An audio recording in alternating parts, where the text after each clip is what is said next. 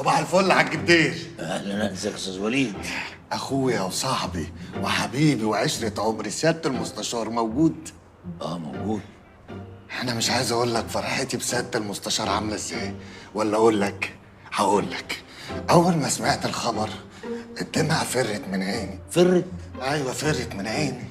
اول ما سمعت الخبر قلت ايه، اخيرا اخيرا صاحبي وعشرة عمري حقق حلم حياته، وما قدرتش امسك مشاعري ولقيت احساسي وداني للاغنيه دي.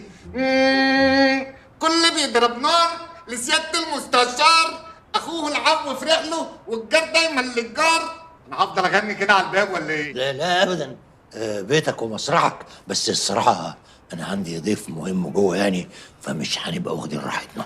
لا انا هاخد راحتي، ضيفك ضيفي. ايه ده؟ مش ده وديع سعد بتاع محلات وديع؟ هو. طب استنى طيب. لسه عامل فرح لحد من قرايبه. السلام عليكم، ازيك يا وديع بيه؟ اهلا وسهلا. انا اعرف حضرتك. تعرف حضرتك؟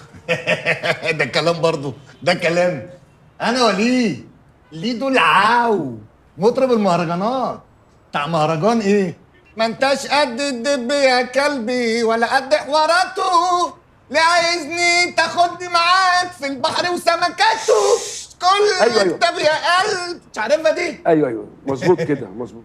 انا عايزك سبونسر ليا. ها؟ طب اسمع الحته دي. تاخد حته تانية؟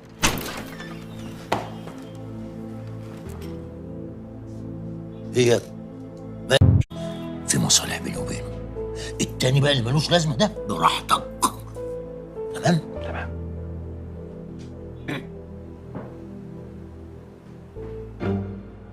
سيادة المستشار ده بقى وديع بيه عشرة عمري. المتحدث كاذب. ياه على أيام زمان، فاكر أيام زمان يا فخر؟ المتحدث كاذب.